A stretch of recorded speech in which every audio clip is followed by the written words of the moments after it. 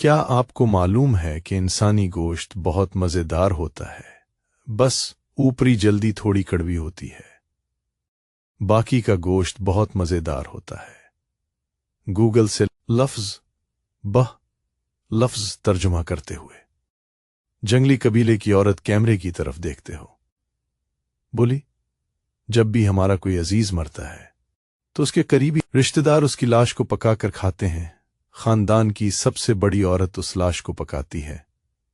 لاش کے ہاتھ بہو کو کھلا جاتے ہیں اور یہ اس کے لیے قابل فخر بات ہوتی ہے۔ یہ الفاظ پاپوا نیو گینیا کے ایک جنگجو قبیلے کے افراد کے تھے، جو کہ آدم خور بھی تھے۔ سب کچھ روٹین کے مطابق چل رہا تھا، آدم خوری بھی اور زندگی کا سفر بھی، لیکن پھر ایک نامعلوم بیماری سامنے آ گئی۔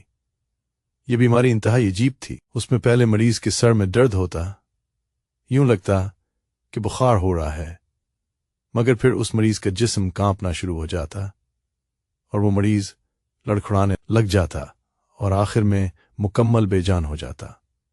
چونکہ دور دراز علاقے کے لوگ تھے سو توہم پرست بھی تھے، انہوں نے اس بیماری کو جادو کا نام دے دیا، اور ایک گاؤں کا کوئی شخص بیمار پڑتا تو اس گاؤں کے لوگ تعویذ دھاگے اور جادو کا الزام لگا کر دوسرے گاؤں کے لوگوں پہ حملہ کر دیتے اور ان کو اس گھناؤں نے